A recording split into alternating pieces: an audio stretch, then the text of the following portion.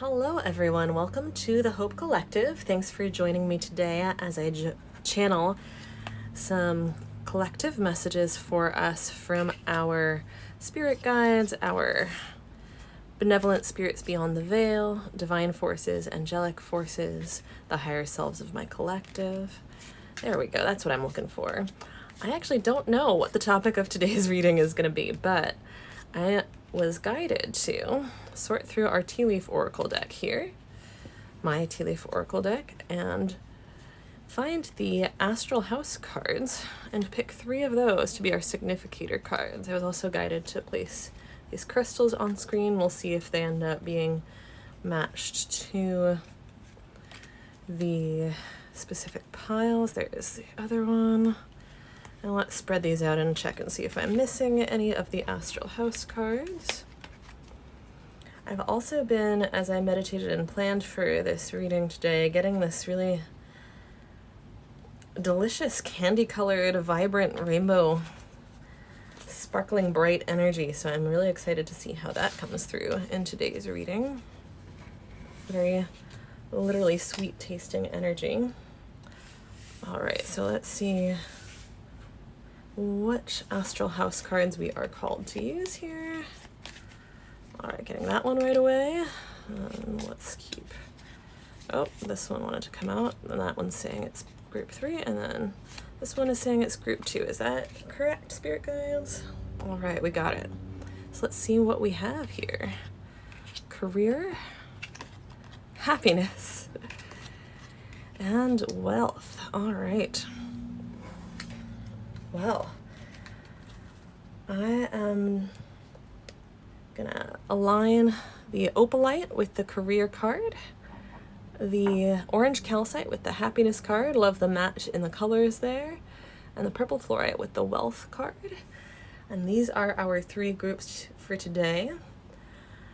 You'll either find the timestamps in the description box, or if these messages do come out really long, then I'll separate them into 3 different videos, and you'll find the 3 videos on my channel. Thank you so much for tuning in, and I'll see you at your reading. Hello, group 1. Thank you for joining me for your reading. If you were drawn to the opalite or the career card from the Tea Leaf Oracle Astral House cards, or both, then this is your group. And right off, the first messages that I'm getting from the career card involve you being at a moment where it's like you're staring at a blank screen or a blank canvas. I have this image of someone sitting at a desk looking at a blank Word document and just not being sure what to write. You have your quill, you have your environment set up, but a choice might be before you about what next steps you want to take, how you want to fill the blank space before you. So let's get some messages for you about what next steps to take, what would be the best steps to take, what would be for your highest and best good for how to step forward and move forward into this new journey. What messages, spirit guides, do we have for group 1 about their career? We're going to start with the Unfolding Path Tarot. I'm going to shuffle here. Spirit guides, higher selves, spirit guides of the collective of group 1. What messages do we have for group 1 about their career, about their next steps, about any new beginnings that are before them or upon them? I wanted to say new beginnings that might be coming in soon for you, but I'm really getting a strong message, a strong sense that if you were drawn to this pile, it's already upon you.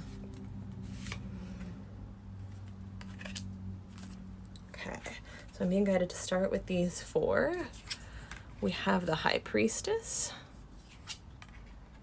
the Devil, don't be alarmed, I'm hearing, the Emperor, and the Empress. Holy cow, what an array of major arcana. Pile 1.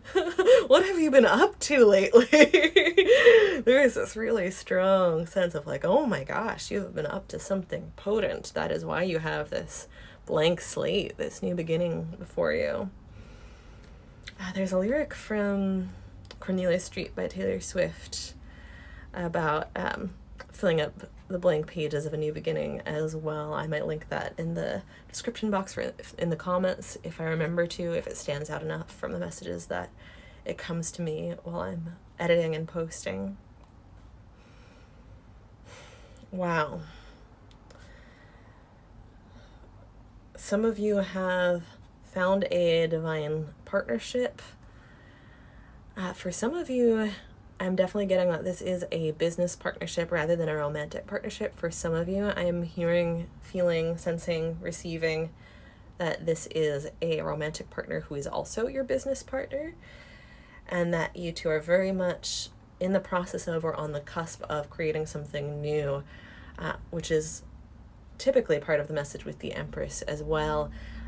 It is typical that she is depicted as with child, as pregnant, and there is definitely a sense of something new about to be birthed with this group, and a very strong sense of protection from the Emperor in your life.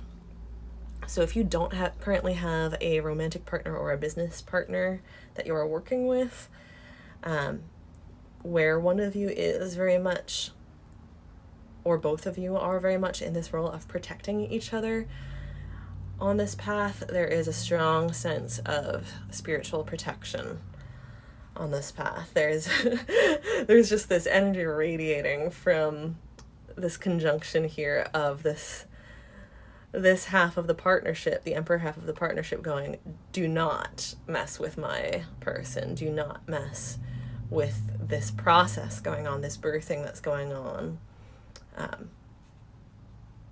I will end you almost, is the energy there. Like, you do not want to mess with me, you do not want to mess with those who are under my protection.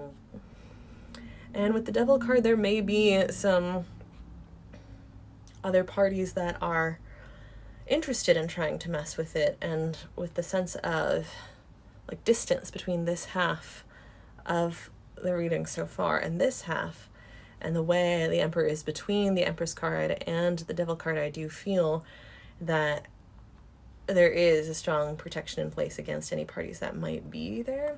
But I'm not 100% clear on this meaning yet, so we're going to draw some clarifying cards for sure.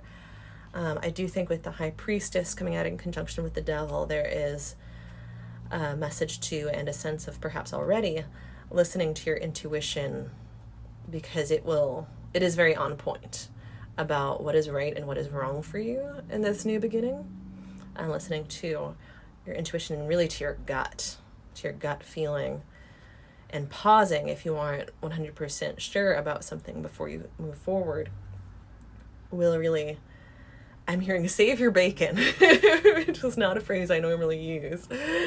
Save your bacon. If you do, it will save your bacon when you listen to your intuition regarding any new situations that you're walking into. I'm actually hearing not only take the time to pause, but if you're in this situation or in a general scenario in your life right now where you are walking into a lot of rooms where you haven't walked into before, trying a lot of new things, I'm getting a message for you to actually make a practice of meditating, even if it's just for 60 seconds or like 3 or 5 deep breaths. If you can do it longer, great, but just a short meditation before you walk into a meeting, a boardroom, a workshop, an assembly, whatever it is that you might be walking into in terms of new spaces related to this venture that you're undertaking. Take a breath to meditate before going into them, so that you can be really clear and grounded about what is and is not for you once you are in those spaces. Because I think we all have experienced that once you're actually in the moment, we're, as humans, highly liable to be distracted, or thrown off our guard, thrown off our footing, not sure how to react when something comes up, where if we're already clear and grounded, we might be able to tap into our guidance about how to react and respond wisely for ourselves much more easily, much more quickly, and much more clearly.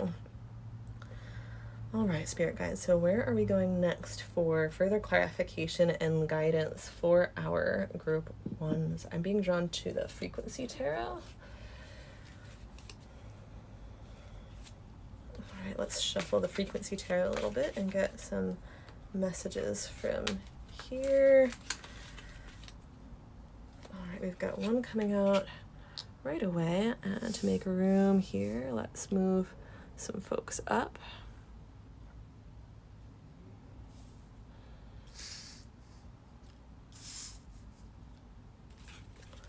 All right, got one coming out right away, and do we want more of these? Yes.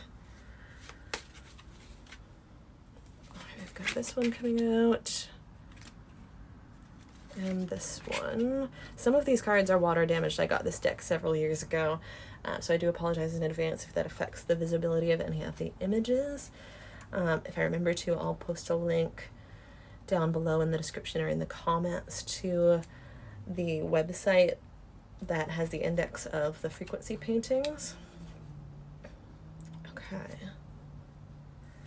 Let's see. I'm going to shuffle a little more. I have a feeling that more frequency cards might come through in a bit, but I want to see what these ones are first. Emotional expression in reverse, that's number 2 in the deck. Immunity in reverse. And namaste in reverse. I do apologize for that water damage on that card, folks. These images are so intricate. I am going to show you that up closer. The namaste image is such a gorgeous image, specifically. Number 39 in the deck.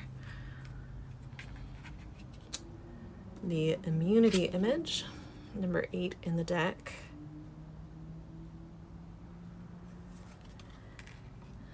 And the emotional expression image, number 2. With these coming out in reverse, I am going to read the descriptions in the deck regardless of that, because there are really interesting interpretations in this guidebook, and I find them to always be useful. There's always something that jumps out as an intuitive message. But right away, with these coming out in reverse, I'm getting a strong sense that someone here, some folks in this group, are really being guided, very much encouraged by your spirit guides and by your higher selves, really cheered on to lean into standing up for yourself. Namaste literally means I bow to you. From my knowledge, I am not from India, obviously. I don't want to speak out of turn, so by all means feel free to correct me if I'm mistaken. But what I have been taught in classes in the past has been that we tend to interpret this word as the light in me bows to the light in you, because of the historical context of Sanskrit often imbuing like a sacred nature upon everything that is referred to in Sanskrit. But that literally it means I bow to you, and that's why it's still used as a salutation of hello and goodbye. Not completely unlike aloha. Again, I don't want to step on any toes or appropriate anything here. I'm just conveying what I've been taught in the past to the best of my knowledge, totally open to being corrected. But with namaste being in reverse and namaste being an expression of respect, and then with these cards, immunity and emotional expression being in reverse, I do believe there is a sense here of the potential for someone to step towards you or towards your work in a way that is disrespectful. And this could affect you and affect your work if the immune system of your project and yourself, so to speak, is lowered by you not expressing yourself, standing up for yourself, vocalizing, that's not okay, and I won't tolerate this disrespect. So especially with some of the location here, we talked about this emperor being a protective figure, and I was guided to place these cards specifically. So this immune system is about, or is strengthened and fortified and created by you stepping into the directness of the masculine protective energy that does say, hey, that's not okay. One of the massive underrated strengths of masculine energy is holding other people accountable. And that is definitely a huge part of the immune system, metaphorically and energetically speaking, is to create that accountability by saying, I'm not going to tolerate this in my space. And sometimes, especially feminine people, can get told that it is too emotional, over emotional, for them to express that something isn't okay. We can get told that it's oversensitive or overreactive to actually potentially tell people off, or simply tell people when something they're doing is not okay with us. So there's this really gentle yet massively strong encouragement from your spirit guides and your higher selves to push past that discomfort that may have been conditioned into you regarding protecting yourself and standing up for yourself, and push forward and allow your genuine, authentic, self-protective response to come forward. And this is where that clarity and grounding from potentially meditating before going into situations where you will be around other people may come through, because when we have that meditative clarity and groundedness, we're rooted in our self-awareness, rooted in our self-worth. It makes it a lot easier to express these emotions in a way that is firm, gentle, clear, kind, takes no ish, but is not primarily a triggered energy. There's nothing wrong with being triggered. But sometimes when what we're expressing is primarily coming from a triggered energy, it can come across as less grounded and therefore less effective. And what we're really going for here is an effective immune system in terms of keeping out energies that might detract in any way from the strength and the health of this venture, this career project, this art project, whatever it is that you and potentially your business partner or romantic partner are bringing into the world. So I'm being called to draw a couple more frequency tarot here. This one and this one. Any more right now? Okay. We're going to start with these two and see where it takes us. We have Ascension, number 5, upright, and Intimacy, 23, also upright. 23, 2 plus 3 also adds up to 5. I'm going to show you this image here because, again, these are so intricate. One of the things that always stands out to me about this particular card, or image rather, is how these spots look like keyholes to me.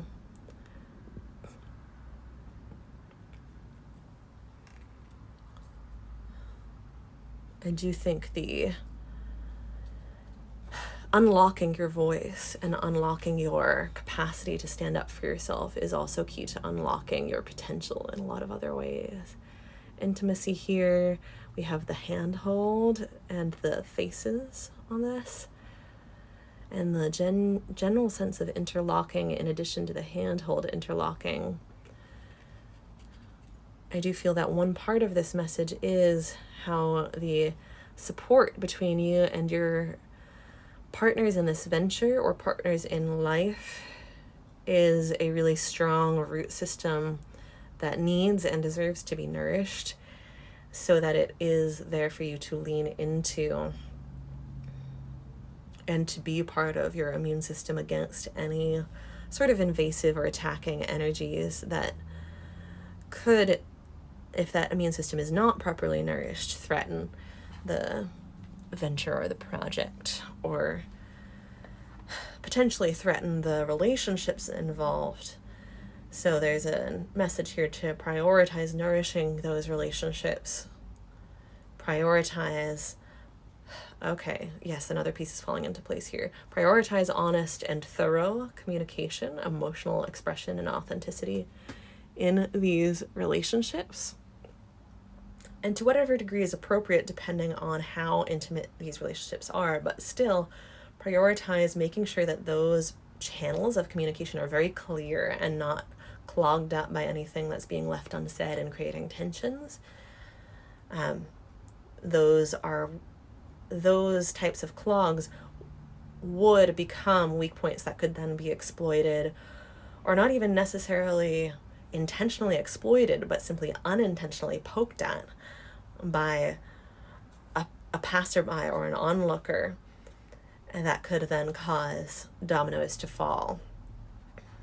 And that would be avoidable and preventable. So what we are wanting, what your spirit guides are wanting, is for you to be at your strongest so that that can be prevented.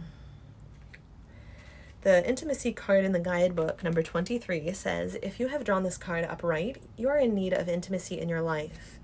You can no longer stay closed and live a happy life. Intimacy can be phonetically broken down into the words, into me, see. This is what true intimacy is, to see into you and let you see into me. This requires that you are open enough to meet another person at the heart center, withholding nothing from them on a physical, mental, emotional, and spiritual level. Allow yourself to open up to others, let them see into you, offer the truth of yourself to them. You may fear rejection, but a meaningful relationship is always worth the risk. So what that message is highlighting for me in the context of this reading is that there may potentially be people around you who are supportive of you, whether they are directly involved in this new pathway before you or not, who you might be a little tentative to really let in, really let them see the truth of you. And there is encouragement here to do so at your own pace. Let the people that have shown trustworthiness see you. Let them support your vulnerabilities. Ask them for support. And do so in this almost preemptive way where you are reaching out for support to get like maintenance, to get nourishment on a regular basis. So when tough times do arise, when obstacles do arise, you already have people in your corner. You already have a well of support to draw upon. You feel like your cup is full. You feel like you have a sense of resiliency. You feel like you have people you can turn to. And those relationships are, as we spoke about before, not weak ties that can be severed. You've already strengthened them. For some of you, I do believe this is also resonating as a message to put your authentic self into your work, depending on what type of career venture you are stepping into, what this blank slate is before you. The key to unlock any writer's block, for example, art block that you might be having, any uncertainty about your path forward, is to tap into your authentic values, what really matters to you, what you really care about, what really lights you up, and to allow your true essence, those personal truths about you, to flow into and through your work so that your work can become an expression of your highest self into the world. The world needs you. The world needs your unique essence, your unique vibration. It needs you at your best, which means you uninhibited and not blocked or holding back. So for some of you, that's going to unlock some sort of creative block, to take a step back from focusing on what the outcome is and to focus on what is authentic for you to pour into, ultimately creating that outcome. And for some of you, that may solve other problems along the way. For example, how to curate your image. Well, how can I make this image as authentic to myself as possible? How to brand yourself. Well, what would really feel like me to present to the world? If you ever find yourself fixated on trying to present to the world what you think the world wants to see, take a step back. Take that as a signal to kind of come back to yourself, come back to some form of rest or nourishment for yourself, and refocus and approach whatever situation you're in through a lens of like, how can I actually bring myself to the table, rather than simply trying to bring in an empty image that I think other people want to see. The Ascension card in this Frequency Tarot Guidebook says, if you have drawn this card upright, the time has come to embrace your freedom. With or without your knowledge, you have been seeking out, communicating with, and integrating your higher self. This is a time in your life where you are awakening to a state that is free from limitation and illusion. This is a universe where the sky is not even the limit. Take the steps in your life that make you feel limitless. Embrace your freedom no matter who advises against it. So that's a clarification and affirmation of what I was just speaking to regarding your authenticity and presenting a free and unmasked version of yourself to the world, rather than setting these limits on yourself and what you can do based on what other people think you can do, what you think is palatable to others. Stop trying to make people comfortable. And in fact, with this being in conjunction to the Devil card, there's a message here that perhaps parts of yourself have been demonized by others. And for some of you, there's a message that it's actually been a long time since anyone has even demonized them, but they were demonized so strongly in your youth, in your childhood, that ghost still lingers in your psyche of, I can't present this to the world, or I have to make sure that I filter this part of me or my truth when I present it to the world, because people won't like it, people will demonize it, people will see me as lesser or worse or wrong for it. And that's actually not a limit that you need to take forward with you on this new path. And in fact, some of those very aspects of you that you may have been taught to hold back may actually be the key to unlocking your next steps, your future abundance, your authentic expression. Especially with that conjunction to the High Priestess, because the High Priestess is all about tapping into the shadow and the unconscious and the unseen, and channeling it the way a High Priestess does, to great benefit for the collective as well as herself. So this is about tapping into your own High Priestess so as to become more aware of your shadow aspects, the aspects of yourself that you have suppressed into your unconscious because they were not accepted in the past, and so that you can bring them forth in a way that is conscious, in a way that is not self-sabotaging. Okay, so there's a clarification here as well that for some of you, the energies that might be intrusive upon or saboteurs upon your new path are not entirely external, but some of those energies could potentially be a form of self-sabotage that could come from protective aspects of yourself that need to be made conscious.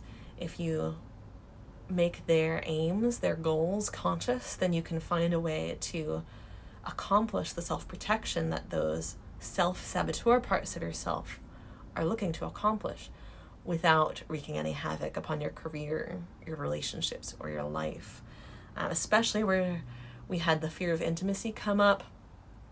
There may be parts of you that you don't want to show to the people in your life, or thoughts, feelings, and opinions that you're scared to express, especially with this emotional expression in reverse. And you are being very, very strongly, softly, but strongly encouraged to be really gentle with yourself, really kind with yourself, but push into that discomfort and share little bit by little bit. Or if it wants to come out all in a wave, that's okay too. But however it comes out, to share with the trusted people in your life.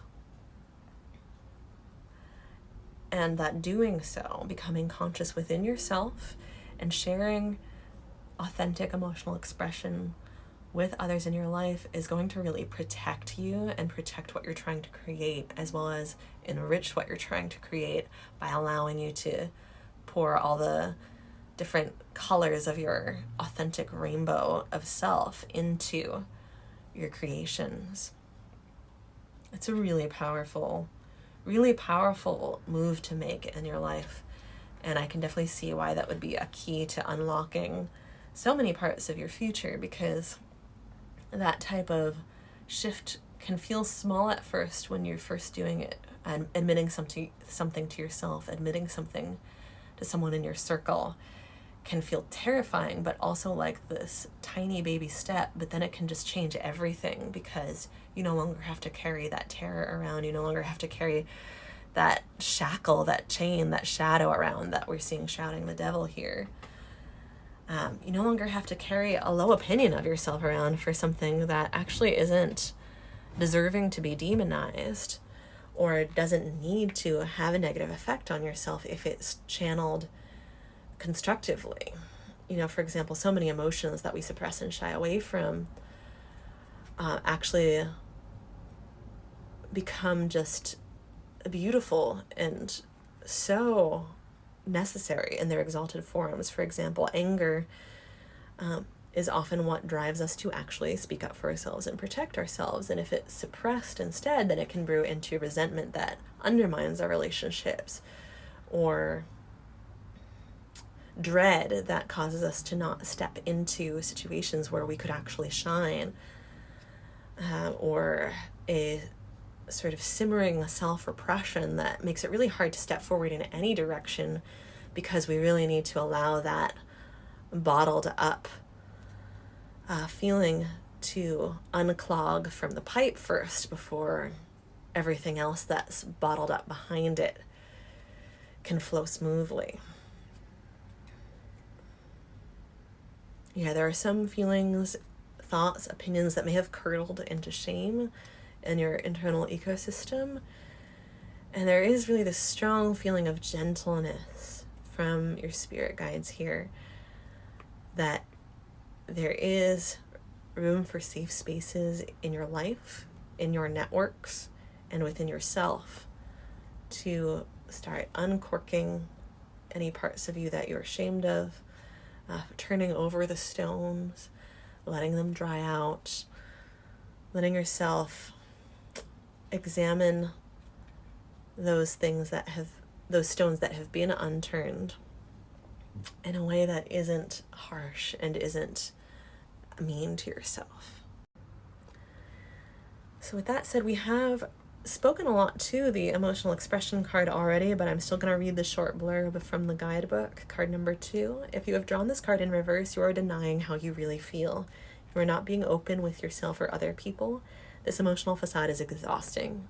It causes you to put on a show while rejecting your true self. It is time to stop hiding who you really are, how you really feel, and come out of the closet.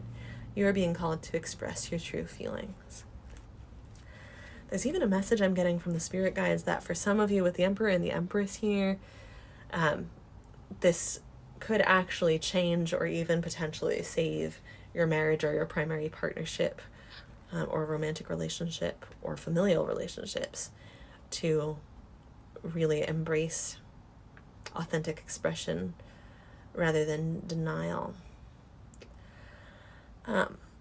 There's such a strong context for this reading of career and a new career venture being such a big force or focus in a lot of these lives. But as we delve into these deeper meanings, I am seeing that for some of you, the context may actually be not a new career, not necessarily a new venture, but turning over a new leaf in your career and in your work-life balance, because the work-life situation has been out of balance and not authentic to you, and turning over a new leaf in terms of actually how you are approaching work-life balance could save both your career and many aspects of your personal life. Now for the immunity card in reverse, number 8. I flipped way past that. Yeah, I'm getting an image of, for some of you, like taking more vacation, not staying at work so late. Let's see what immunity in reverse has to say. If you have drawn this card in reverse, you feel attacked from all sides. You feel disapproval for the person that you are. In fact, you have a difficult time believing that you are worthy of the life you want to live. You are practicing a self-hate instead of self-love, and as a result, people's toxic energies are having a negative effect on you. Your immune system is taxed. It is time to really be there for yourself. Practice the art of self-love every day. Focus on doing what you feel is right, regardless of other people's opinions. You are worthy of the life you want to live. In particular, it's time to really be there for yourself stands out from this. For one, with what we were talking about with work-life balance, you may find that you have been there for your career, your boss, your workplace, whatever it is, your clients, at cost of being there to yourself. And one of the keys to shifting that work-life balance and strengthening yourself, building yourself back up, is going to be to actually allow yourself to be there for yourself, even though sometimes it might mean saying no to certain things. And to give yourself permission to really get creative in terms of, you know what, I can't say yes to this person in the way that they would like me to say yes to them, but it doesn't necessarily mean that I have to sacrifice the entire working relationship. Let me ask them if they can meet tomorrow instead of right now. Let me ask them if they can meet next week instead of tomorrow. Because those types of responses to someone's demands are very reasonable, and those who are lost because they think it's unreasonable are typically quite toxic to have in your life to start with. So those types of reasonable responses are really good things to have in your mind in terms of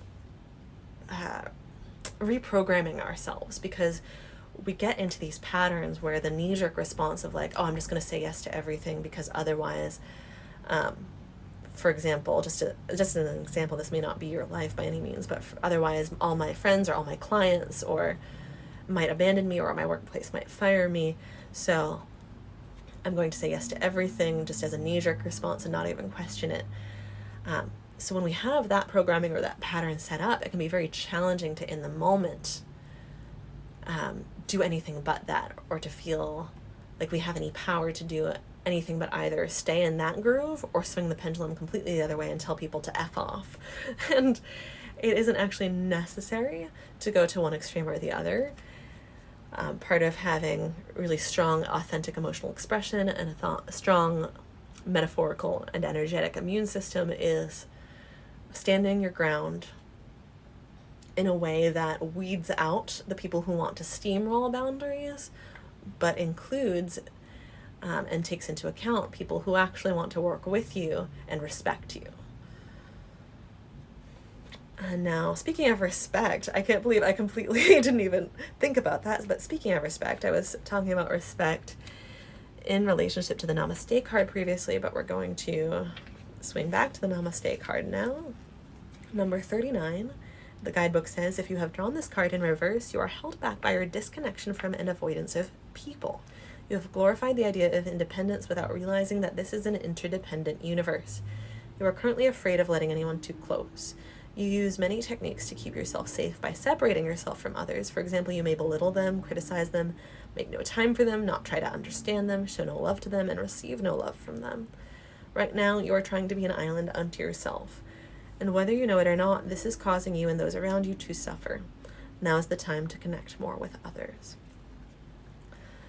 So for some of you, with what I was saying before about how the energies that might be intruding upon or weakening your ventures or relationships in life might be internal protector parts that are acting as self-saboteurs, for some of you, this is clarifying that and reminding you that, hey, it is actually possible to negotiate your boundaries with people who want to respect your boundaries rather than simply shutting them out. A lot of times when we feel the need to just shut people out to protect ourselves, there is an absence of self-trust. There's an absence of trusting that we can not only express but actually effectively enforce our own boundaries. And that enforcement is what's necessary. You know, we can speak our boundary, but someone who is disrespectful and counts on their ability to take advantage of us will just steamroll right over it anyway, manipulate us anyway, exploit or take advantage of us anyway. And that's when the enforcement kicks in and says, actually, no, I'm genuinely not tolerating this. Here's the consequence of your actions. So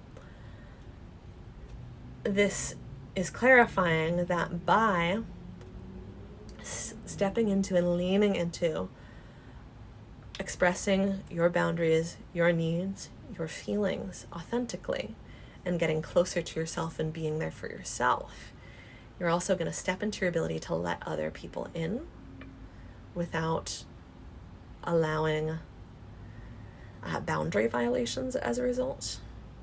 You're going to actually learn that that's possible, because sometimes we have learned that that's not even possible, to be close to other people without consenting to allowing them to violate our boundaries. Got a little tongue-tied there. You're going to learn that you can actually be there for others in a way that isn't just you being taken advantage of, but is like this very mutually nourishing and supportive give and take, as shown in this intimacy card.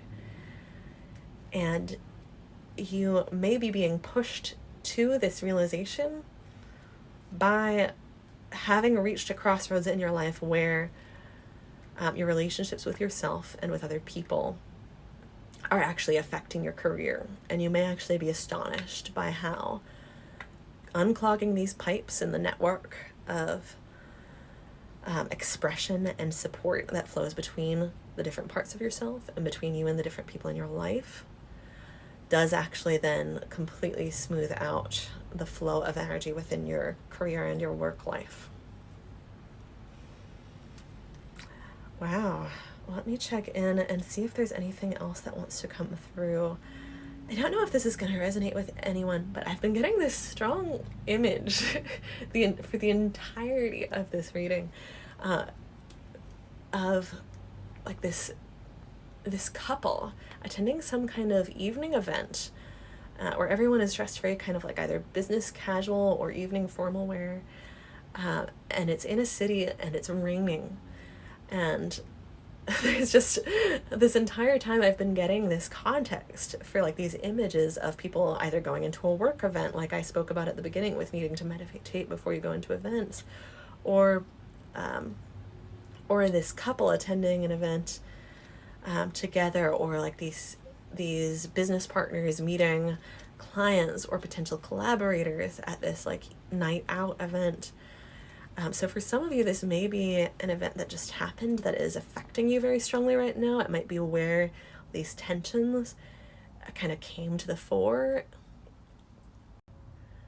For some of you, this might be an event that is about to happen or happening in the near future, and that this night or this event could go very differently depending on how you approach it, given the information that has been clarified and the suggestions and guidance that have been clarified from this reading. So I hope that resonates and that provides some useful insights into how to approach your current situation and your next steps, Group 1.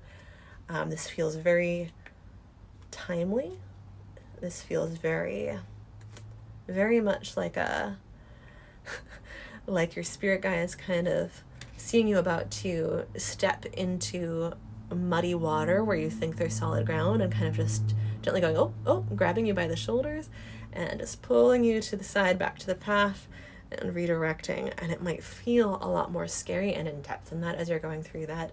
I really can sympathize and empathize with that, because I've been through so many of those experiences where you're just terrified to reveal your true self to someone in your life, or to step into feeling an emotion or exploring a part of yourself that has been suppressed for very good reason, because that part of yourself was mistreated, or that emotion was reacted to so badly in your childhood and your past. So I do want to validate for you simultaneously how difficult this can feel and how much the other side is closer than you think. It might seem obscured by this very thick fog. That's what your guides are showing me, but that as you cautiously and with this advice step into and through that mist, it's going to prove to be much less thick and murky and vast than it seems at first. And we'll have, since the premise of this reading started out with career, and we do see both career and relationships throughout here, it will have very, very tangible effects. You might think, what am I doing this for? I don't need to do this. Things are fine the way they are. But there will be very, very tangible results sooner than you think if you step into unfolding this new approach to your relationships with yourself, your life, your work, and your people. So thank you for being willing to look at and step into that process in your life, Group 1. I wish you all the best. I can't wait to hear about how this goes for you. Especially let me know if that scene in the rain, I actually was seeing like kind of this gilded older theater in New York, actually. But it could have been in, you know, there are similar theaters in so many other cities. It's just that I've been to New York many times, so that's why that resonated with me, especially since it felt like a cold rain, and I'm seeing like these long-sleeved velvet dresses and suits and, you know, practical heels and pearls and golden earrings and styled hair with product in it. It's such a vivid image, but also just a vibe or a mood, really, for having these ventures and events and work events that you are really strongly preparing for, you know, to the extent of dressing up for, and that these can be pivotal for you and can be pivotal with multiple different outcomes depending on how you implement your approach. So I wish you all the best. Smooth sailing is what I pray for you at Group 1, and I hope you have a great week.